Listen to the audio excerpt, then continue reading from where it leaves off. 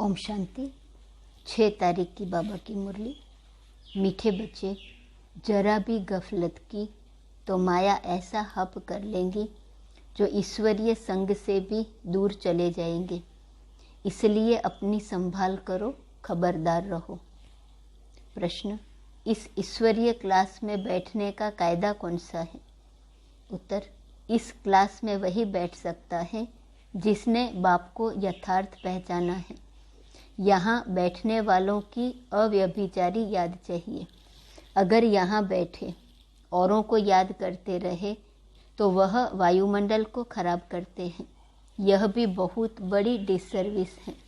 यहाँ के कायदे कड़े होने के कारण तुम्हारी वृद्धि कम होती है। दूसरा प्रश्न, किस एक बात से बच्चों की अवस्था का पता पड़ता है? उत्तर, इस रोगी भोगी दुनिया में कभी कोई पेपर आता और रोने लगते तो अवस्था का पता पड़ जाता। तुम्हें रोने की मना है। गीत, मुखड़ा देख ले प्राणी जरा दर्पण में। ओम शांति। यह किसने कहा, प्राणी अथवा आत्मा? कहते हैं न, इनके प्राण निकल गए तो आत्मा निकल गई न। तो प्राण आत्मा को कहेंगे, न कि शरीर को। बाप आत्माओं से पूछते हैं, पाप आत्मा हो व पुण्य आत्मा हो, सभी अपने को पतित तो मानते हैं। तो बाप कहते हैं कि अपनी आत्मा से पूछो कि हमने कौन कौन से पाप किए हैं, कब किए हैं। पाप आत्मा तो सभी हैं न, परंतु नंबरवार तो होते ही हैं। तो नंबरवार पुण्य आत्मा कौन है? नंबर 1 पाप आत्मा कौन है? भारत पावन था, अब पतित है। आज सभी मनुष्य मात्र माया के गुलाम बन गए हैं। आधा कल्प माया के गुलाम बनते हैं, फिर माया को गुलाम बनाते हैं। तब उन्हों को पुण्य आत्मा कहा जाता है। लक्ष्मी नारायण को भगवान भगवती कहा जाता है। वह अब कहाँ गए? सतयुग में सिर्फ लक्ष्मी नारायण तो नहीं थे, परंतु उनकी पूरी डिनाइस्टी थी। उस समय के भारत को पावन कहा जाता था। वहाँ दैवी गुण वाले मनुष्य थे। कहते हैं सर्वगुण संपन्न, 16 कला संपूर्ण, तो पुण्य आत्मा ठहरे न। फिर कहते हैं अहिंसा परमो धर्म, तो वह अहिंसक भी थे। हिंसा के 2 अर्थ हैं। हिंसा माना किसका घात करना, मारना। घात भी 2 प्रकार का होता है। एक काम कटारी से मारना, दूसरा किसको क्रोध से मारना। यह भी हिंसा है। इस समय सब पापात्मा है। कहते हैं न, मुझ निर्गुण हारे में कोई गुण नाही। तो नंबरवार होते हैं न, परंतु है पापात्मा। तो जब बाप आता है तो बाप को पहचानना चाहिए। कहते हैं परम पिता, तो उनको कोई पिता नहीं। वह सबका पिता है, वह सबका टीचर है।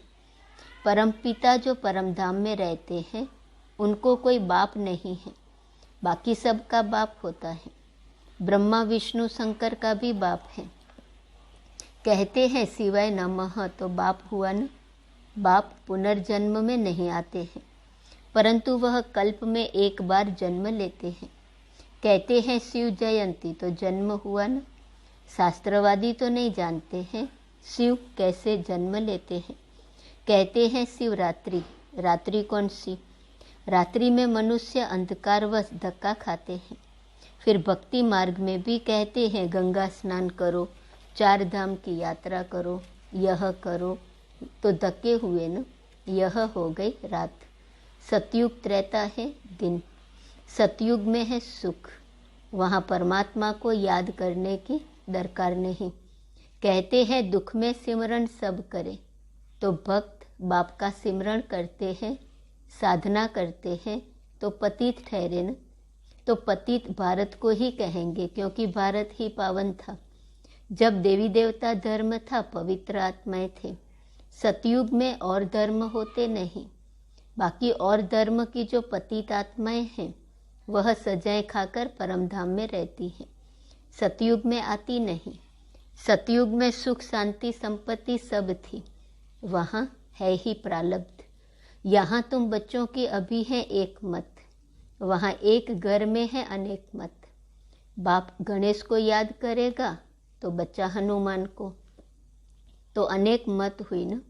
यहाँ बाप से बच्चों को वर्षा मिलता है। ऐसे तो किसको भी बाबा कह देते हैं। गांधी भी बापू था ना, परंतु सबका बाप नहीं था। यह है बेहद का बाप। बाप आकर जंजीरों से छुड़ाते हैं। भक्ति की भी जंजीरें हैं। यह समझते थोड़े ही हैं कि हम पतित हैं। पतितों को पावन बनाने वाला एक बाप है। तुम एक सत्य बाप को मानते हो और सत्संग में जाओ तो कोई मना नहीं करेंगे। यहाँ तो बिल्कुल मना की जाती है। जब तक बाप को नहीं जाना है तब तक क्लास में नहीं बैठ सकते, क्योंकि जब तक याद नहीं तब तक लायक नहीं। माया ना लायक बना देती है। कहते हैं मुझ निर्गुण हारे में कोई गुण नहीं। यह सब गाते हैं, गोया सब पतित हैं। ब्रह्मा विष्णु शंकर को भी गाली देते हैं। उन्हों की जैसी दृष्टि वैसी सृष्टि दिखाई पड़ती है। अगर यहाँ कोई बैठकर भी औरों को याद करता रहे तो वह व्यभिचारी याद हो गई ना। बल याद पूरी रीति ठहरती नहीं है, क्योंकि माया बुद्धि योग तोड़ देती है। फिर भी बाप तुम्हें बुद्धि योग लगाना सिखलाते हैं। अंत में तुम्हारी याद ठहर जाएंगी। तब अंत के लिए गायन है कि अतीन्द्रिय सुख पूछना हो तो गोप गोपियों से पूछो। यह संस्था इसलिए वृद्धि को नहीं पाती क्योंकि यहाँ के कायदे कड़े हैं। जब तक बाप को नहीं जाना है तब तक क्लास में बैठ नहीं सकते, क्योंकि यहाँ अव्यभिचारी याद चाहिए। कोई सचखंड का मालिक नहीं बना सकता है। तुम सचखंड के मालिक बाप द्वारा बनते हो। अब तो झूठ खंड है। कहते हैं न, झूठी काया झूठी माया। आधा कल्प ऐसे ही चलता है। समझो बाप ज्ञान में आता है तो रचना को भी पावन बनाना पड़े। अगर बच्चे पवित्र नहीं बने तो कपूत ठहरे। घर में अगर एक पवित्र बने दूसरा न बने तो झगड़ा हो पड़ता है। इसलिए मनुष्यों का हृदय विदीर्ण होता है। यहाँ सुनते तो अच्छा अच्छा कहते हैं, परंतु फिर बाहर गया तो फिर वैसे ही बन पड़ते हैं। समझते हैं सन्यासी तो कहते हैं, गृहस्थ व्यवहार में रहते पवित्र नहीं हो सकते, तो हम कैसे रहेंगे। परंतु यहाँ तो प्रतिज्ञा करनी पड़ती है। बच्चे भी कहते हैं हम पवित्र बनेंगे। आधा कल्प तो हमने पुकारा है कि सद्गति दाता आओ, तो अब वह आए हैं, तो अब उनकी मानेंगे या भला किसी दूसरे की मानेंगे। बाप कहते हैं अगर नहीं मानेंगे तो सतयुग में कैसे चल सकेंगे। अगर बाप का बच्चा नहीं तो कपूत ठहरे न, फिर ठहर नहीं सकेंगे। उनका रहना मुश्किल हो पड़ेगा। हंस और बगुले हो गए, इकट्ठे कैसे रह सकेंगे। अच्छा, कहाँ स्त्री पवित्र बनती, पति पवित्र नहीं बनता तो स्त्री पुकारती है। बाप कहते हैं बच्चे तुमको सहन करना पड़ेगा। अच्छा, जाकर काम करो, बर्तन मांजो, रोटी टुकड़ा ही तो चाहिए न। विकार में जाने से तो बर्तन मांजना अच्छा है न। बच्ची को लौकिक बाप भी असलम नहीं देते हैं। वह भी कहेंगे हमने तो तेरा हाथ इसलिए बांधा है विकार में तो जाना पड़े। परंतु पारलौकिक बाप कहते हैं दे दान तो छूटे ग्रहण। 5 विकारों का दान दो तो ग्रहण उतरे। चंद्रमा माफिक 16 कला संपूर्ण बन जाएंगे। श्री कृष्ण 16 कला संपूर्ण है न, अभी 9 कला। अभी तो सब पतित हैं। कहते हैं न हम पतित हैं, फिर कहो कि तुम नरकवासी हो तो बिगड़ते हैं। इस समय यथा राजा रानी तथा प्रजा सब पतित हैं। सतयुग है श्रेष्ठाचारी। सतयुग में कोई रोता नहीं, तो तुमको यहाँ भी रोने का हुक्म नहीं। रोते हो गोया अवस्था की कमी है। जब बाप 21 जन्मों की बादशाही देते हैं फिर रोने की क्या दरकार है।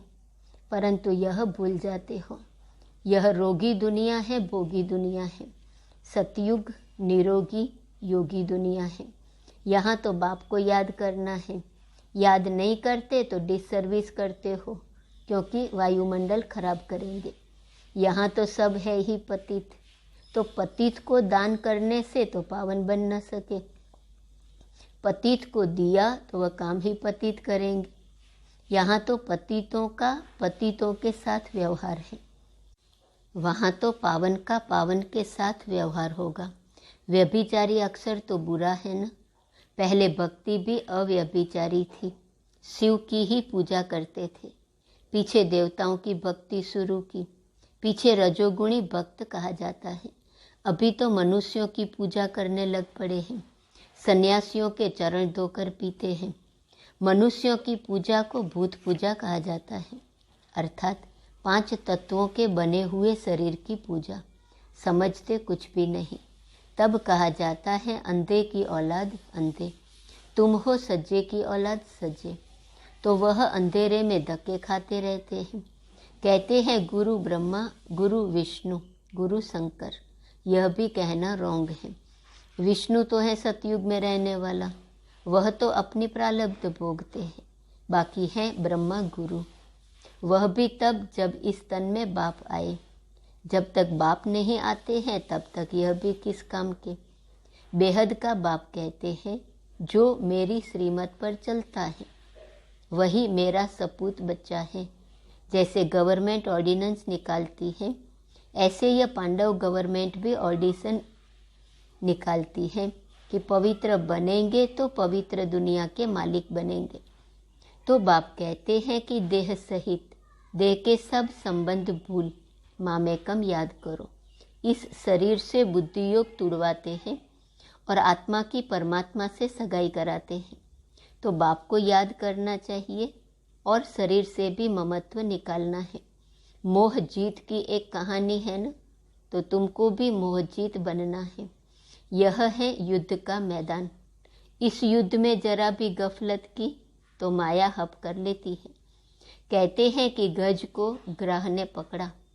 कोई ऐसी बात नहीं कि गज अर्थात हाथी कोई पानी में गया ग्राह ने पकड़ लिया, नहीं, यह यहाँ की बात है।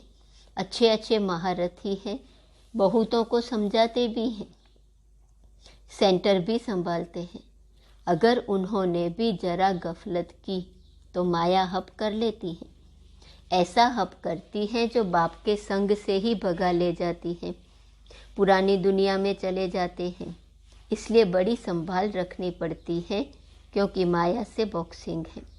और ये बिल्कुल समझने की बातें हैं, सिर्फ सत सत करने की बात नहीं है।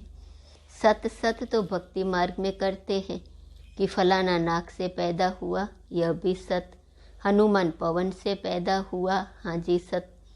वह तो सब है भक्ति मार्ग की बातें। यहाँ तो ज्ञान की बातें हैं जो धारण करना है, माया से युद्ध करनी है। अगर बाप का बनकर कोई पाप कर्म किया तो और ही 100 गुना दंड मिलेगा। तो बाबा बहुत खबरदार करते हैं। देखो, अब तो बाप दादा सन्मुख बैठ पड़ा रहे हैं। अब यह थोड़े ही कहेंगे हे भगवान, नहीं, शिव बाबा का बच्चा एक ब्रह्मा है, फिर ब्रह्मा 100 विष्णु बनते हैं। अच्छा, मीठे मीठे सिकी लदे बच्चों प्रति माता पिता बाप दादा का याद प्यार और गुड मॉर्निंग। रूहानी बाप की रूहानी बच्चों को नमस्ते, रूहानी बच्चों की रूहानी बाप को नमस्ते नमस्ते नमस्ते। धारणा के लिए मुख्य सार, पहली पॉइंट, चंद्रमा समान 16 कला संपन्न बनने के लिए विकारों का पूरा दान दे, ग्रहण से मुक्त हो जाना है। चंद्रमा समान 16 कला संपन्न बनने के लिए 5 विकारों का पूरा दान दे, ग्रहण से मुक्त हो जाना है। दूसरी पॉइंट, बाप का बनकर कोई पाप कर्म नहीं करना है। शरीर से भी ममत्व निकाल, मोह जीत बन जाना है। वरदान, अपनी श्रेष्ठ दृष्टि श्रेष्ठ वृत्ति द्वारा सृष्टि का परिवर्तन करने वाले विश्व के आधार मूर्त भव। अपनी श्रेष्ठ दृष्टि वृत्ति द्वारा सृष्टि का परिवर्तन करने वाले विश्व के आधार मूर्त भव। आप बच्चे विश्व की सर्व आत्माओं के आधार मूर्त हो। आपकी श्रेष्ठ वृत्ति से विश्व का वातावरण परिवर्तन हो रहा है। आपकी पवित्र दृष्टि से विश्व की आत्माएं और प्रकृति दोनों पवित्र बन रही है। आपकी दृष्टि से सृष्टि बदल रही है। आपके श्रेष्ठ कर्मों से श्रेष्ठाचारी दुनिया बन रही है। ऐसी जिम्मेवारी का ताज पहनने वाले आप बच्चे ही भविष्य के ताजदारी बनते हो। स्लोगन: न्यारे और अधिकारी बनकर कर्म करो तो कोई भी बंधन अपने बंधन में बांध नहीं सकता। न्यारे और अधिकारी बनकर कर्म करो तो कोई भी बंधन अपने बंधन में बांध नहीं सकता। आज का स्वमान है, मैं सर्विसेबल हूँ। लाइट हाउस माइट हाउस स्थिति की पॉइंट है। जो निमित्त बने हुए मुख्य है, सर्विसेबल है और राज्य भाग्य की गद्दी लेने वाले हैं, ऐसे अनन्य रत्न लाइट हाउस मिसल घूमते और चारों ओर लाइट देते रहेंगे। लाइट हाउस का प्रैक्टिकल रूप चाहिए। एक अनेकों को लाइट देंगे। सर्विस एक ठिकाने की नहीं करते, बल्कि चारों ओर लाइट फैलाते हैं। स्थान भले एक ही होगा, लेकिन जो अपने में विशेषताएं होंगी या शक्तियां हैं, उसका लाभ चारों ओर हो। अभी तक सिर्फ एक स्थान पर ही आपकी विशेषता का लाभ है, तो आपकी विशेष शक्ति रूपी किरणें चारों ओर फैलनी चाहिए। ओम शांति।